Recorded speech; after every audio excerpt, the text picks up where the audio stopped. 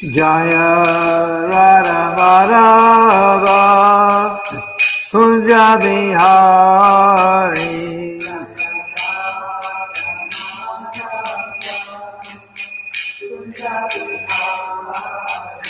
Jaya Radha Madhava Kunja Bihari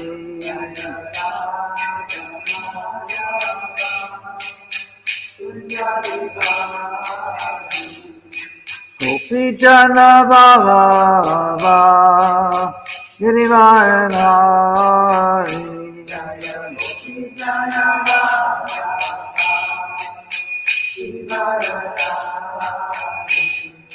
Gopi Jana Baba Girivaranari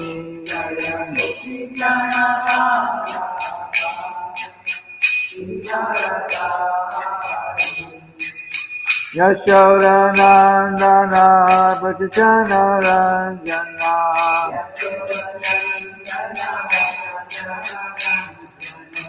Yashoda Nandana Bhattacharya Ranjana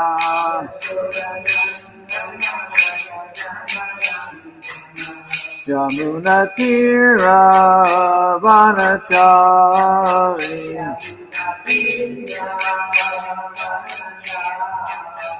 Jamuna Tira Vanachari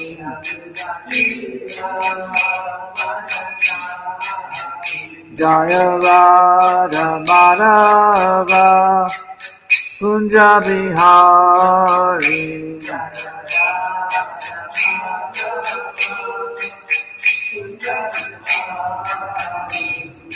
Gopi Jana Vallabha Girivaranari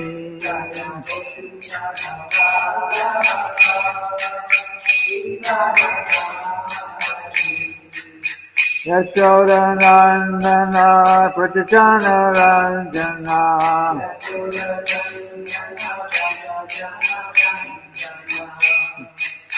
Yamuna Tira Vanachari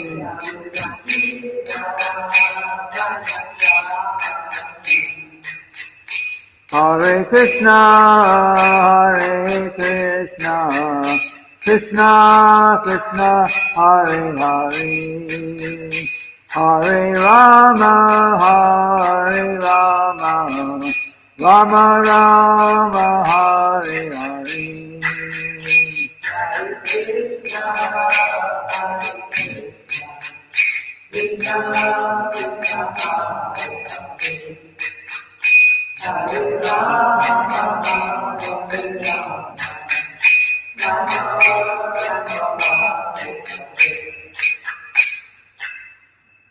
Srila Prabhupada ki jai.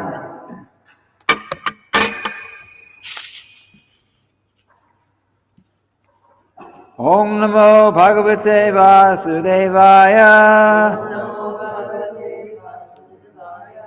Om Namo Bhagavate Vasudevaya. Om Namo Bhagavate Vasudevaya.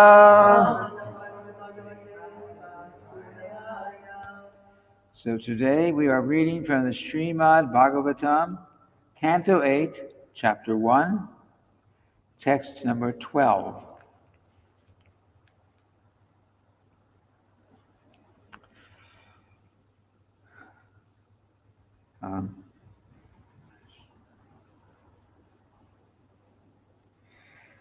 Yasya yanto madhyangcha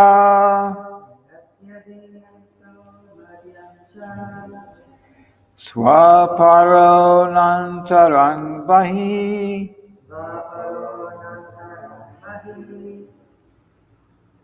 vishvashamuni yadhasmad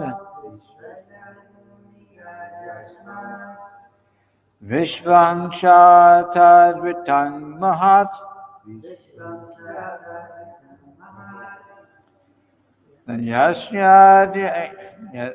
Na yasyadyanto madyancha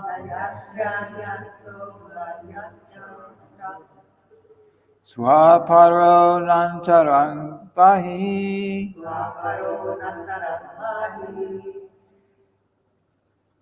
Vishvashamuni yadtasmad Vishvangsha tadvitan mahat Yasyadyanto madyancha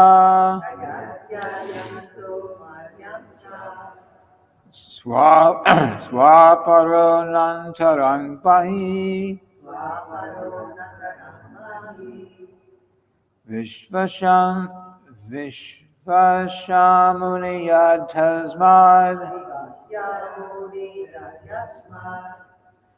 Vishvangsha tadvitan mahat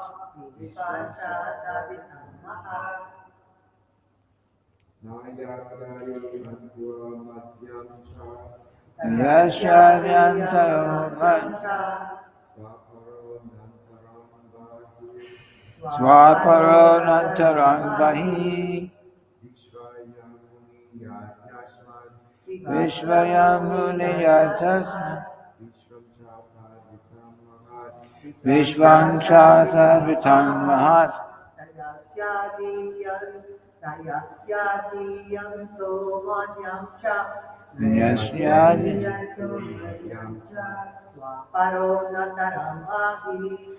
Swaparo nantarang bahi Vishvayamuni yadtasmad Vishvangsha mahat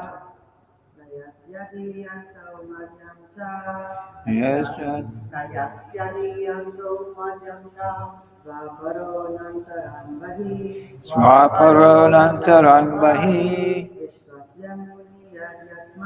Vishvasyanmuni yadtasmad Vishvangsha mahat.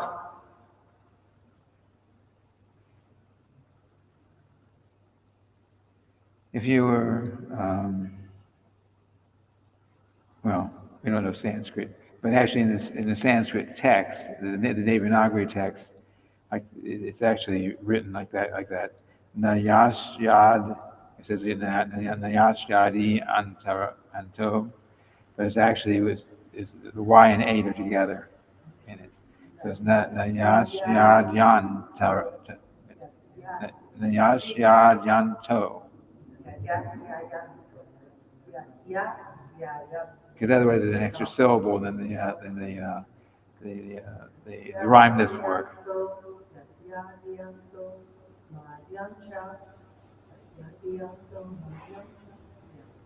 Like that. Because the Srimad-bhagavatam is very nice. So many ways. One of the ways that Srimad-bhagavatam is so nice is that almost every verse, except for a few verses in the 5th canto, the scientific type verses, almost every verse is poetic, poetically written. There's some that are written like prose, just like sentences.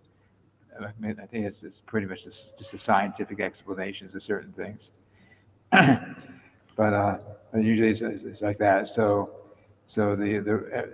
that means that the exact number of syllables just has to be just right. Otherwise, the rhyme doesn't work properly. So if you put if there's a vowel, or there's a consonant rather, followed by a vowel in that line, then it's actually just pronounced together, and then the rhyme will come out proper too. Okay, going forward. Word for word synonyms: na, neither. Yasha, of whom the Supreme Personality of Godhead. Adi, a beginning. Anto, end. Madhyam, middle. Cha, also. Swaha, own, paraha, others, na, nor, antaram, inside, bahi, bahi, yeah, yes, I'll explain something like that. Outside, Vishvasya, of the whole cosmic manifestation. Amuni, all such considerations. Yat, whose form? Tasmat, from he who is the cause of everything. Vishvam, the whole universe. Cha, and. Tat, all of them. Ritam, truth. Mahat, very, very great. And another point, going how Srila Prabhupada would do this when he gave class. So the last line, if the last word in the line, well, in the last word in this case, if you look at the Sanskrit text, it's just 2 lines of the Devanagari. So it's divided here into 4. So the second and the fourth one, line and the fourth line, if it ends in a word with an H under it, then it's like bahi, like that, instead of just bahi, which is probably how I was pronouncing it. So is parahi, the line above? Huh? Oh, the one above. Yeah. Parahi. But So? in the second, if you're looking at the Sanskrit, the Devanagari text, which I don't know if you can see what you're looking at, the Devanagari is only 2 lines, but it's, here in the transliteration, it's divided into 4.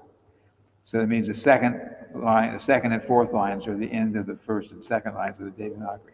Anyway, if the last word in the second or fourth lines of the transliteration end with a word with an H with a dot under it, then it's pronounced like in this case, bahihi, or if it's some word that has an A before the H, then how's that? Well, whatever. In this case, it'll be bahihi. Okay. And sometimes you'll find a word like that in the middle of the line. In that case, you don't pronounce that he part of it. But when we do the word for word synonyms, then it's actually put there. You see an example here.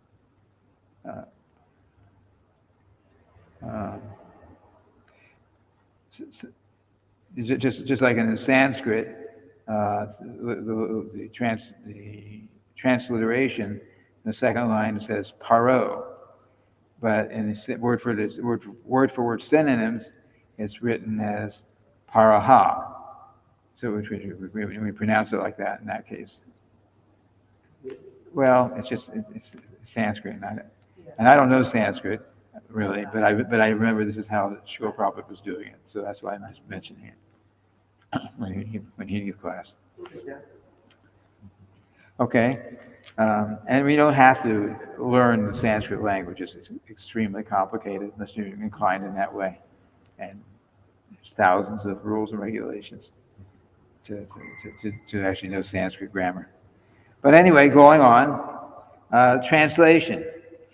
The Supreme Personality of Godhead has no beginning, no end, and no middle, nor does he belong to a particular person or nation.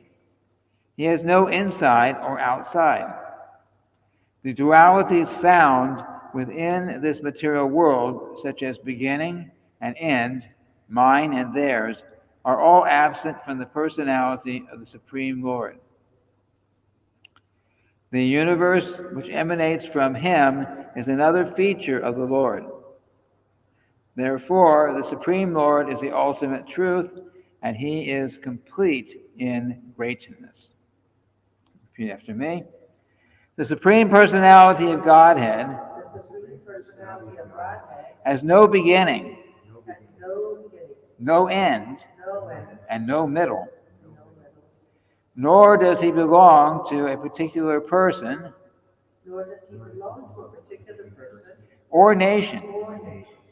He has no inside or outside. He has no inside or outside.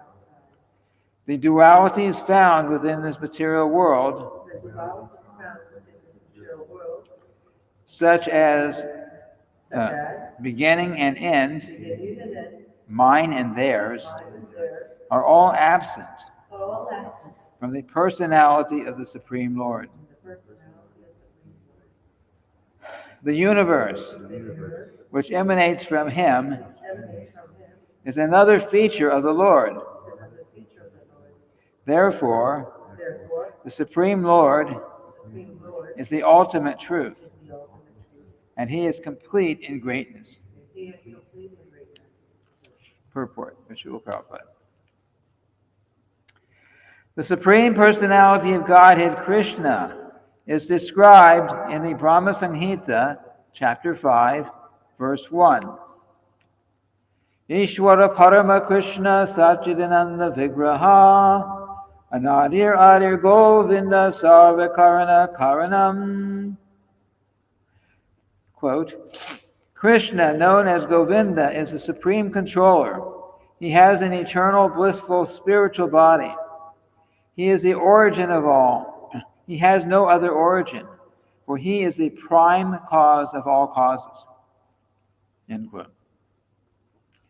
For the Lord's existence, there is no cause, for he is the cause of everything. He is in everything. Maya tatam idam sarvam.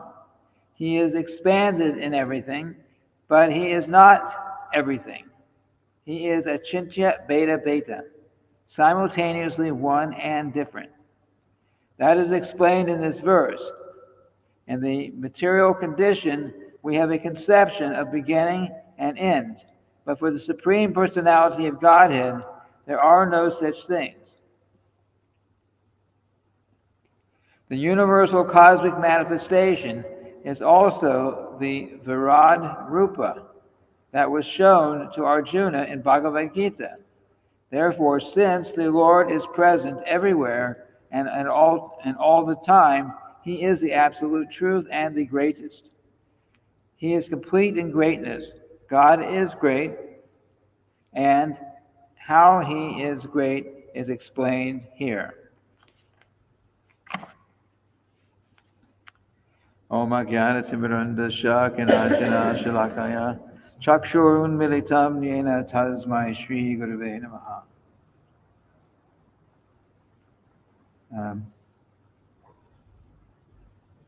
So, Lord Krishna is, we always say eternal, but it's being spelled out more here. So he is, Krishna, the Supreme Lord, he has no beginning, and he has no end. He's completely eternal. Actually, we spirit souls, also have no beginning, and we have no end. But of course, we're stuck right now in these material bodies, so we feel like I'm born and I die and so on. But we actually have, the soul, have no beginning or end. We've existed as long as Krishna's existed, because we are part of his energy. It's called the Jiva Tattva. So,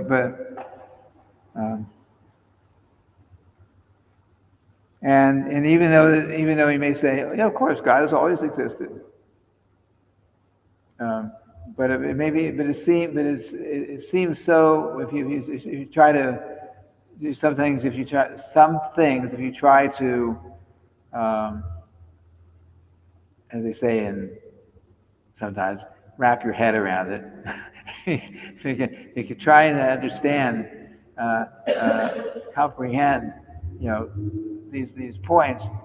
Sometimes it seems like how is it possible? Because other than what we're reading here, there's nothing that has no no beginning. I mean, everything in our experience in this world, everything has a beginning and an end. We're born, we die, there's disease, there's creation, there's destruction. Everything within our experience has beginning and end. And yet, the Supreme Lord, we're reading, is not like that. He has no beginning. He has from, you can say the beginning of time, but there actually is no beginning to time. Time actually has no meaning except for in the material world, and God is beyond the material world, right?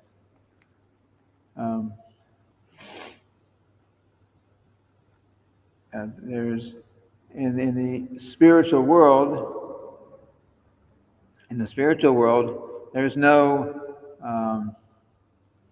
there's no passion and there's no ignorance, and the goodness there is pure goodness. Goodness in the material world is generally mixed with a little passion and ignorance. Even if someone is basically good in goodness, the passion and ignorance are mixed in.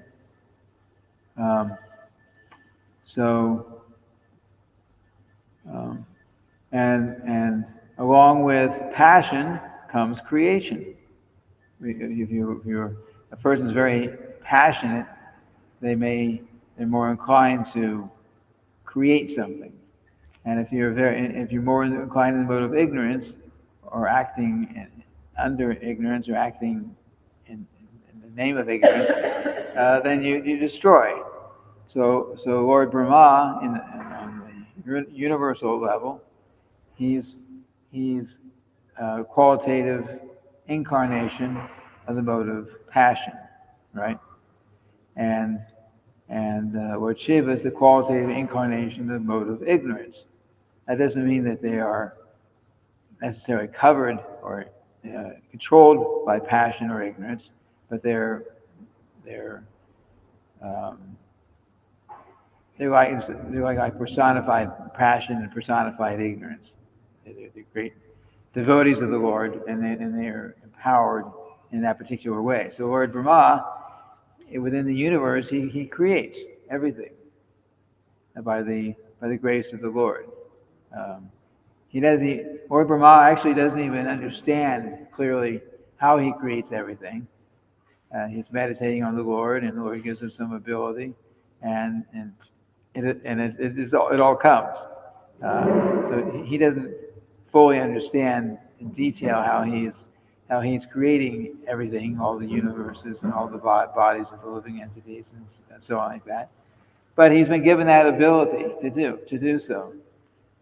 And then Lord Shiva, his function, or one of his functions, related to what we're doing here, talking about here, one of Lord Shiva's functions is destruction of ultimate destruction of the universe.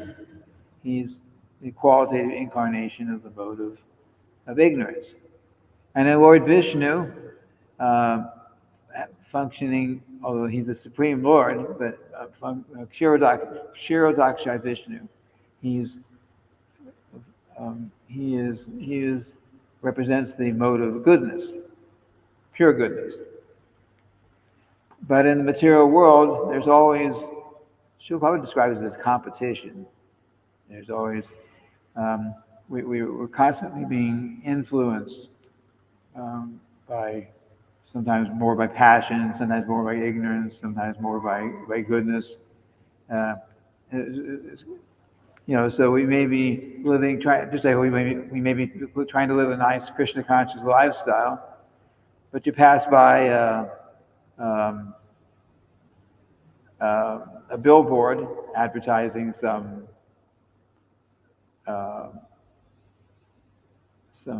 very sensual type thing, and then the mind that might have been very nicely thinking about Krishna might say, for a second, and you pull it back, right?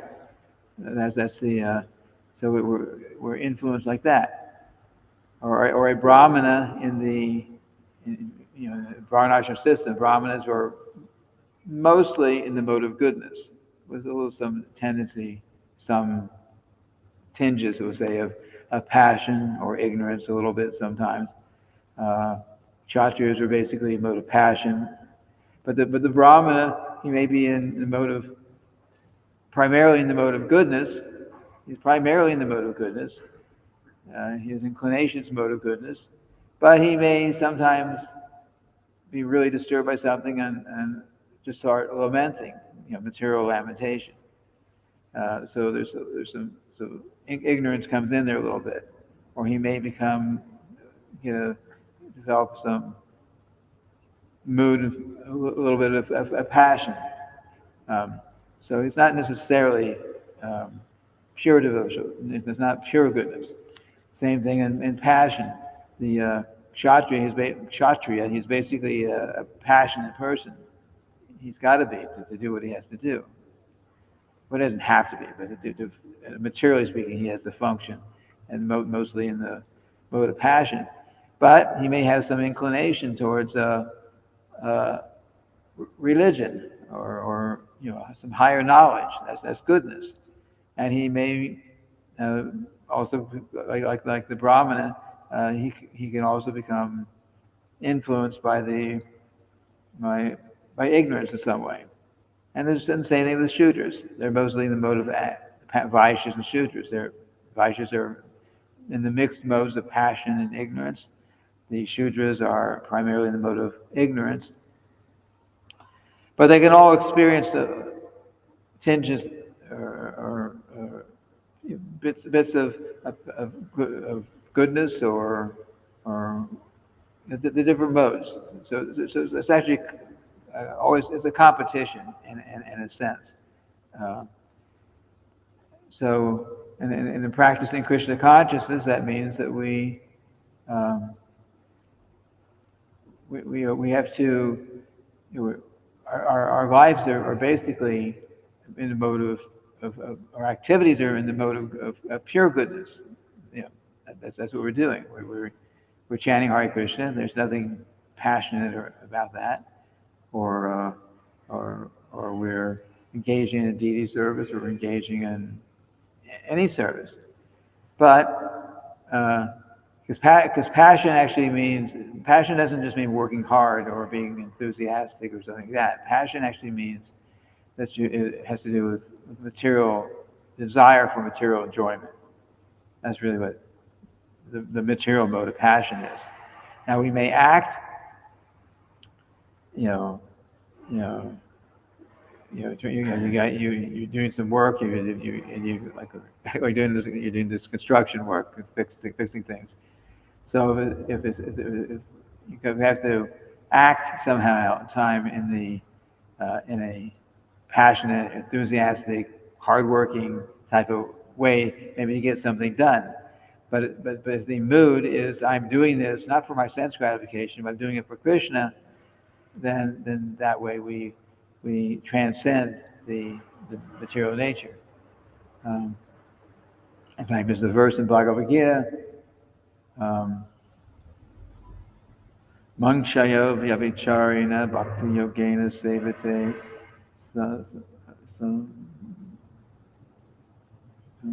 vitaitam brahma bhuyaya kalpate.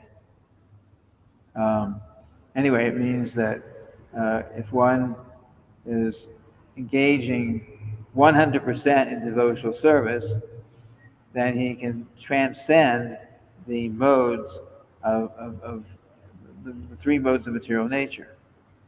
So you actually transcend the three modes, not just passion and ignorance, because the goodness, like I said, is mixed with passion and ignorance. So but if we were just to sit down and say, okay, I'm going to be 100% in the mode of goodness, no passion, no ignorance, it's not going to happen. The only way to become the pure goodness is by engaging in devotional service.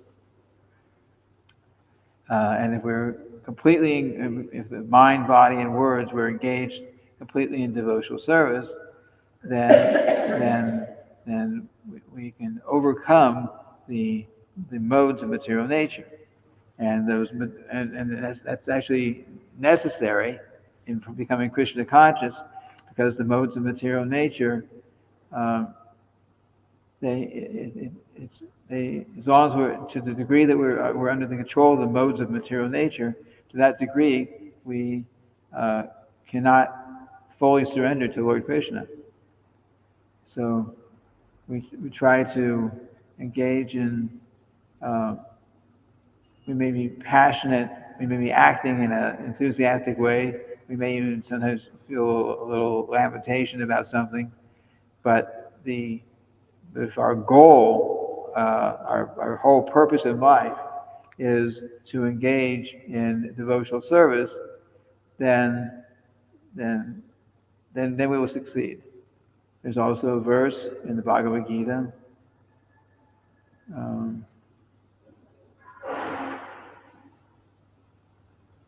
Sorry, I don't remember the Sanskrit. But anyways, this particular verse describes how it says that even if one, even if one who's engaged fully in devotional service, basically engages in some activity which is, what's the word?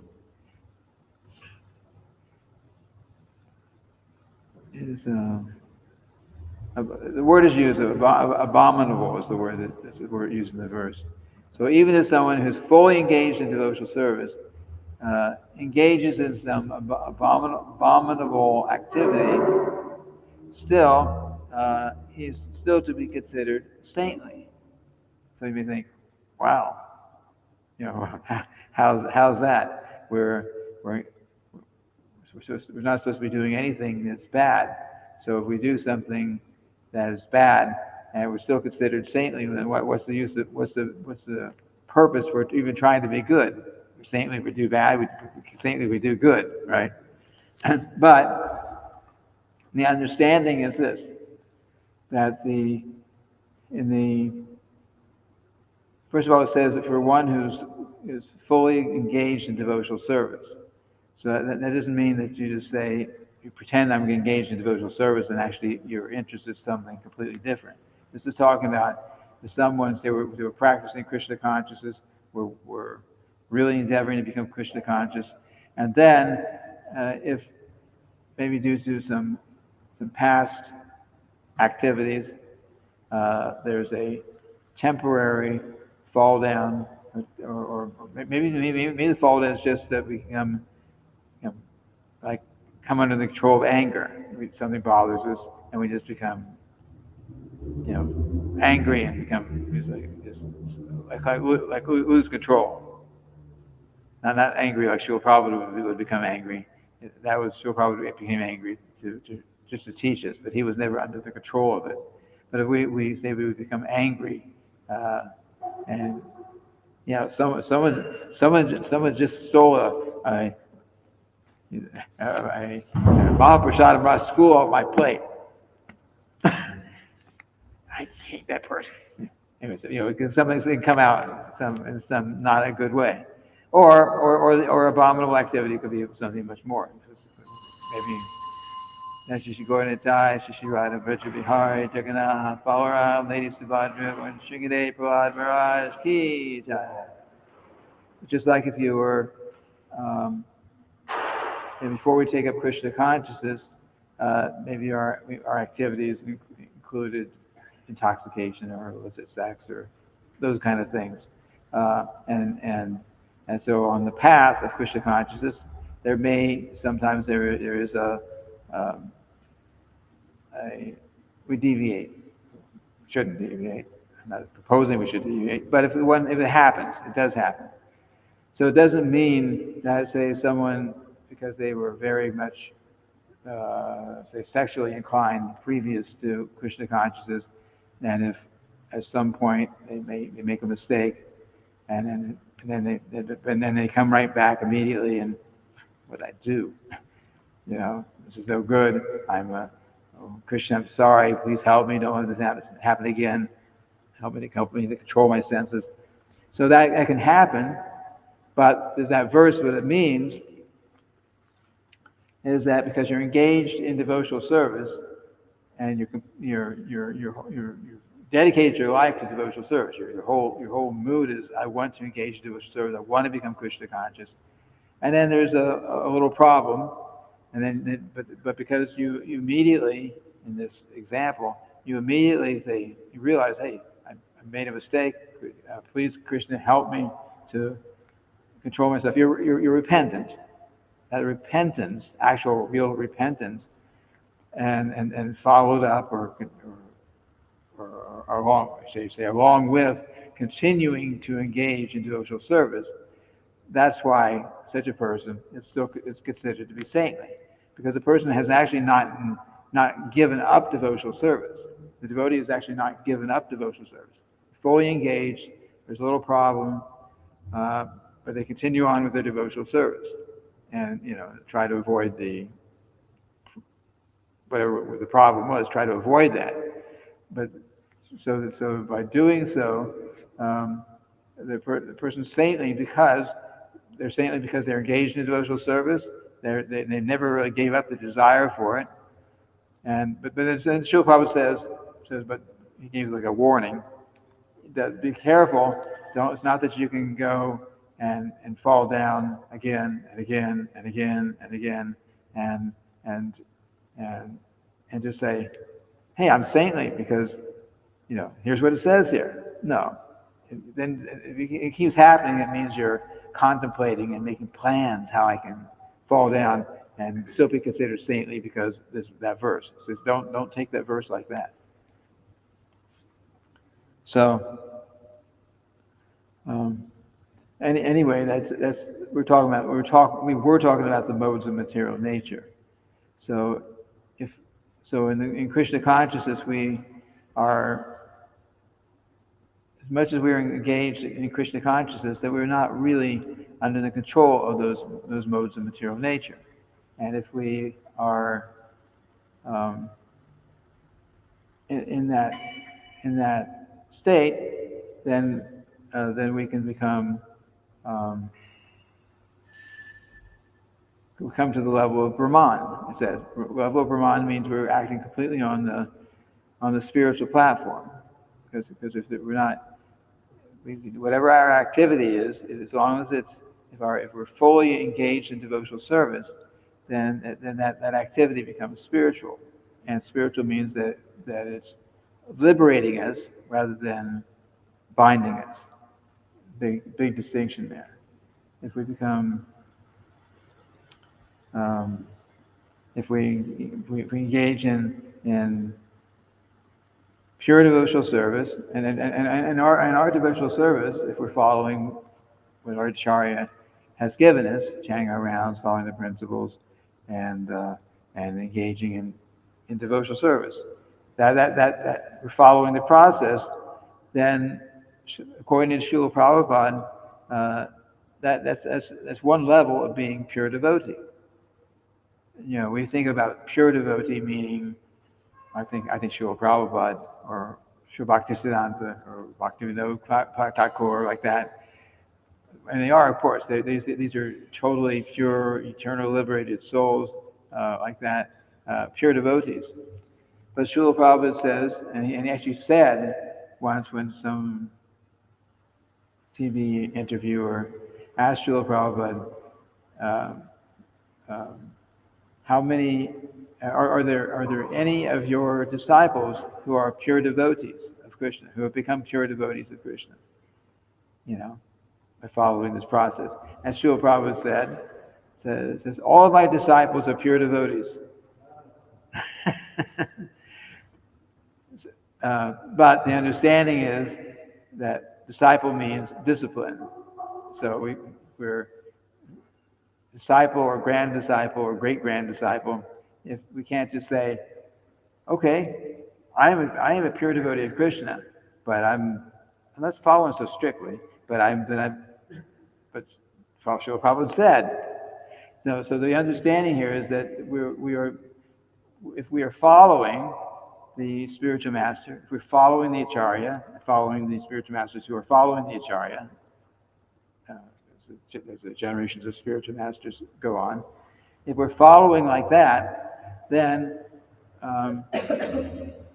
we are we are engaged in our activities are pure devotional service. Our mentality may still not be completely pure. That's the perfection, pure mentality. But our activities and our intention and our goal in life is pure.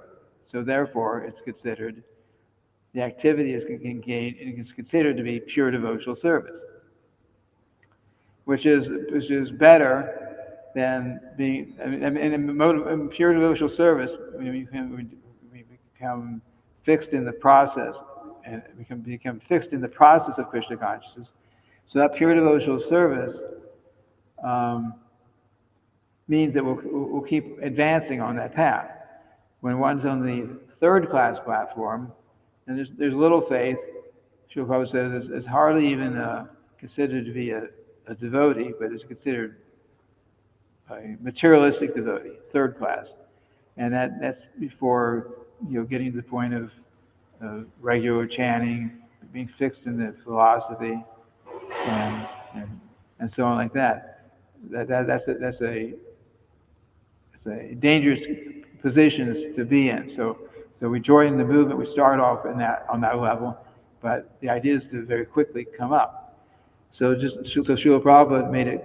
He made it clear from the beginning that the goal, what we were taught to do, we chant those rounds, chant 16 rounds. We follow the 4 regular principles.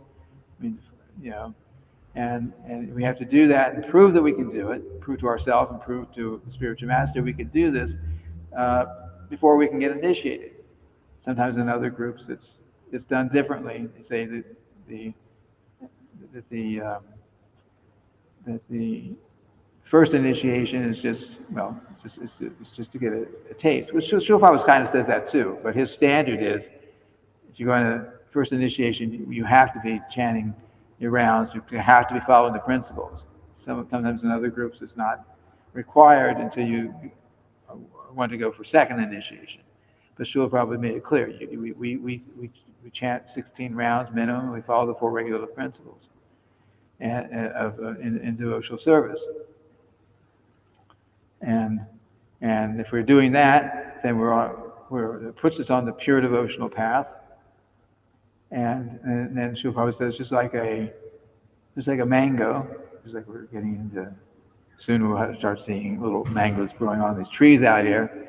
So they start off green and small, little tiny mangoes, and they're green, and then they grow, and in time, if they're left on the tree, then they start turning red and yellow and become very sweet. So he gives that kind of example for those who are practicing Krishna consciousness. We're following the pure devotional path, and if we stay on the pure devotional path, we don't give it up, then it's just a matter of time, and we will become perfect on that pure devotional path. And then not only will our activities be pure, but our mentality will be 100% in Krishna consciousness. That gradually comes. There's practically no spiritual advancement until our activities are at least on the pure devotional path. Our activities are on the pure devotional path. There's hardly a little spiritual advancement. And then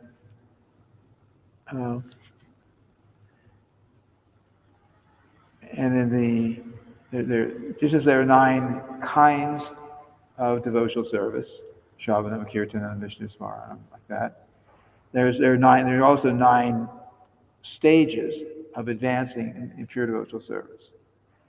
It starts off with Shraddha, which means faith. So we have to have a little bit of faith to even to take up the process, right? If we hear about Krishna consciousness and we just say that's it's no good, it's bad, then of course there's no faith, so we don't start. But we have at least a little faith, at least hear the philosophy, or maybe take a little prasadam, something like that, or read a little bit from Bhagavad Gita, or one of the small books maybe, or a pamphlet maybe, about Krishna consciousness. There's something we get inclined. So there's a little bit of faith, at least enough faith to be curious enough to look. Then, so that's the beginning, Shraddha. And then by having that little bit of faith gives us the opportunity to come into the association of devotees. So that's sadhu sangha. Sadhu sangha means the association of devotees, particularly more advanced devotees, to start with. And then the third level, and some of these kind of like overlap a little bit, but the third level is what? Bhajana Kriya, right? Bhajana Kriya. Bhajana Kriya means engaging in some devotional service. So, and anyone can do any of these activities. I mean, if someone can't even chant Hare Krishna, then even if you say, "Can you say Hare Krishna?" They can't say it. I met someone like that once. She was trying to do it. She couldn't say it. But I said it to her a few times. Anyway, she couldn't say it. But if someone could say Hare Krishna, then that's the beginning. So Shravadam, Shraddha, Sadhu Sangha, Bhajana Kriya, so engaging in devotional service. Anyone can do these kind of activities. And then, what's the next one? Anartha Nivritti. That's where you got to start getting serious. Anartha Nivritti means you have to give up the bad habits. So, like you just got to start following the regular principles, if you're not already following. And if you're not following the regular principles, or you just can't do it, then the spiritual advancement is pretty it's limited. You can keep chanting. Maybe just like to hear the sound of the chanting. You like chanting, like prasadam. You kind of like being around devotees. All these things, but your advancement will be blocked to a large degree, and if you cannot eventually, basically follow the four regular principles. We can't move forward. But if we can strictly follow the regular principles, chant our rounds, follow those principles, and keep engaged in devotional service, if we can do that, as we can, we are, if we can do these things, then gradually we get to the point of ruchi comes later. What's the one? What's steadiness? I forget the word. I forget the Sanskrit word. We get some steadiness because in the beginning we may be struggling to chant around, we may be struggling to follow all the principles. Even if we're doing it, we may be hard to stay fixed in it. But in due course of time, we get to the point of steadiness. And then once we become steady, actually fixed in those, in our determination to chant and follow the principles and so on. Once we do that, then advancement goes even more quickly. And if we just keep going, then we gradually come to the point, higher and higher levels that are just become more and more spontaneous activities, and our attitude becomes more and more spontaneous in devotional service, and little by little we come to the point of bhava, which is, Srila says, the beginning. It's like a little taste of pure love of Krishna. It means bhava means you're completely on the spontaneous level. You actually know probably what your relationship with Krishna is, but you haven't been allowed to completely 100% enter into that relationship because you're not quite ready. And how do you go from bhava to Krishna prema? What's the price to pay? 24/7 Krishna consciousness. Huh? 24/7 Krishna consciousness. Yeah, but you're already doing that before you get to bhava. Once you're in bhava, what do you need?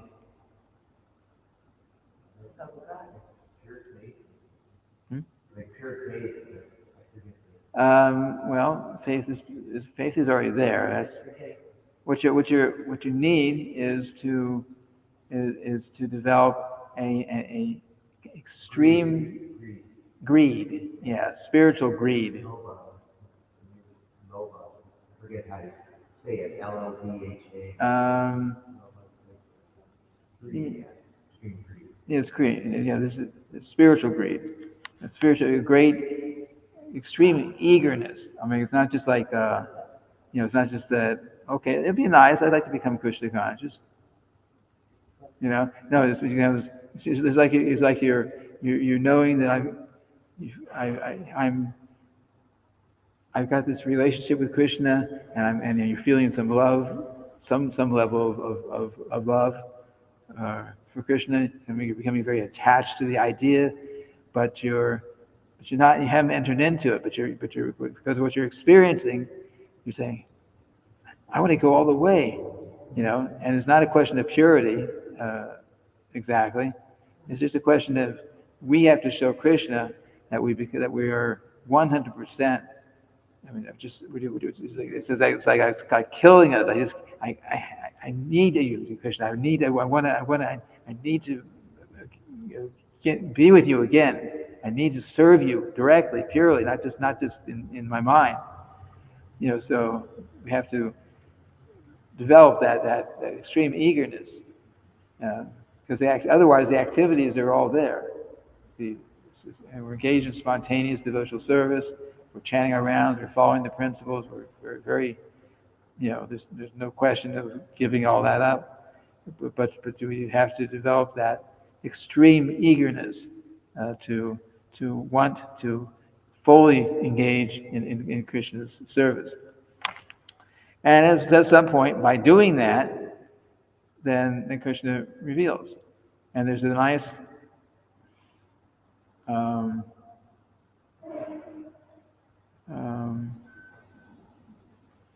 that stage when we actually cross over there and we actually see Krishna and everything. That's described in. I can't give the whole thing without going back and reading it. Srila Vishwanath Chakravarti Thakur, as I remember, he wrote a very nice description of that, which we can't experience until we get to that point.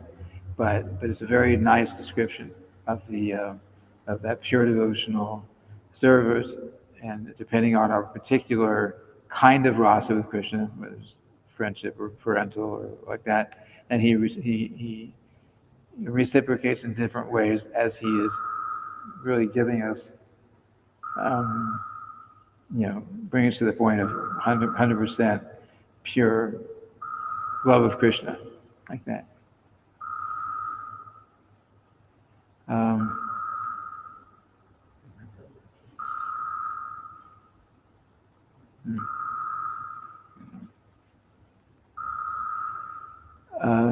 Anyway, I think I'll stop speaking at this point. If there's any questions, please speak closer to the microphone if you have a question. So I like in the verse that says that God or the world doesn't belong to one nation, and that's something that this whole world could use just that one verse, and that so many things happen because this is my God and this is my name of God, and explaining there that God doesn't belong to one nation. I thought that was just pretty powerful to change the world with just that one verse. yes, God does not belong. He does not belong to one nation. There may be many different religions, religious paths. Actually, there's not many religions. There are different, Srila says many different faiths, because there's only one religion, and that means devotional service to Krishna, Sanatana Dharma. So it's one religion only. There is only one religion, but you might gradually come to that through the Christian faith, or the Jewish faith, or the Islamic faith.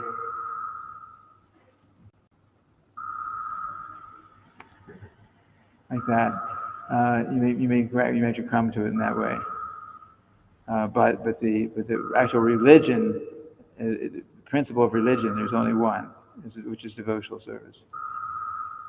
And if people of the world could understand that, then the fights that are between this religion and that religion, which is probably not so much over the actual religious practices, but the other things like land and those kind of things, that the greed, these things could be alleviated.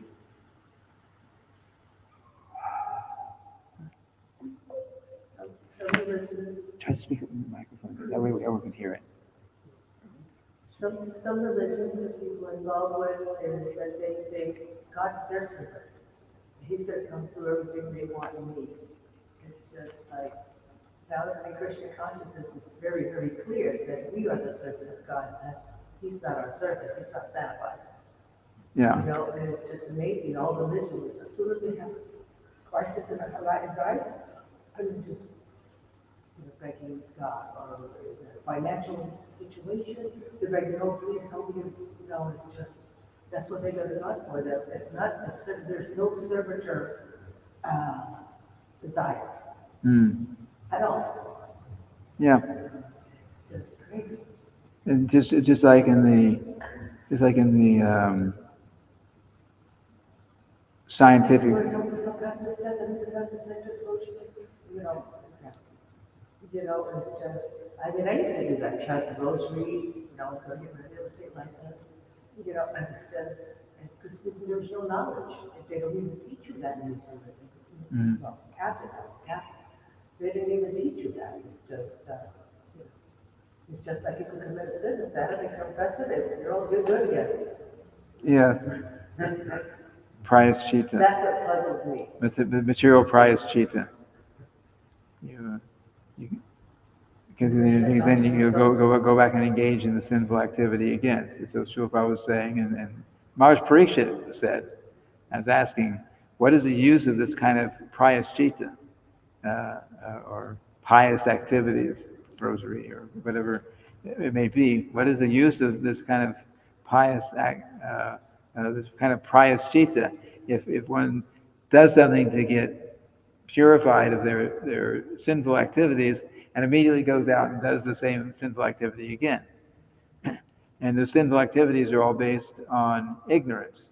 So we have in Krishna consciousness, by chanting Hare Krishna and by studying the philosophy, we get purified of the desires, material desires, and we also get purified of the ignorance to think that these other activities are good. These sinful activities are good.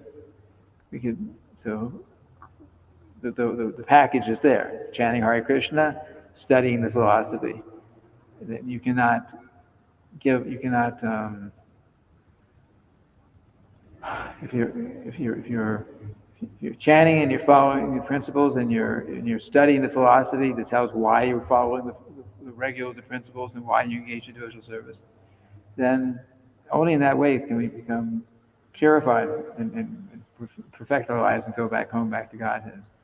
Religion without philosophy is sentiment, and knowledge and philosophy without religion is mental speculation.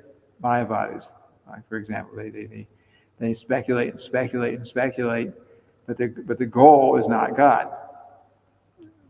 Philosophy without religion means that religion means that the conclusion is that I need to surrender to God. That is the point of it, of that statement. I need to surrender to God. So if you have philosophy but you don't conclude that, okay, the conclusion of our philosophical analysis is that we must surrender to God. If you don't come to that conclusion, if you don't, then the philosophy is just mental speculation, useless. And if you're just following rules and regulations in your religion, and you don't understand why you're following them, if you don't have a philosophy behind that, then that's also not good. So that's why the Srila made that statement that we need to have religion and philosophy. Religious, the goal has to be to surrender to God, and the philosophy has to tell us who we are, spirit soul, servant of Krishna, and why we need to surrender to God. And just, so that's pretty simplified, but the philosophy teaches us these things, so we know who we are, who God is, and what we should be doing and why we should be doing it. Not just that the minister said, or the good book says, you must do this, you must follow these rules and regulations. We have to understand why we're doing it, otherwise there'll be no benefit. Krishna consciousness is very deep. Very deep. Because it's so deep, I will take us this life, maybe the next one, really learn and understand everything, but it's fantastic. That's the answer to all my questions. Okay, so I think it's getting late, so I think we'll end here. Thank you very much. Hare Krishna.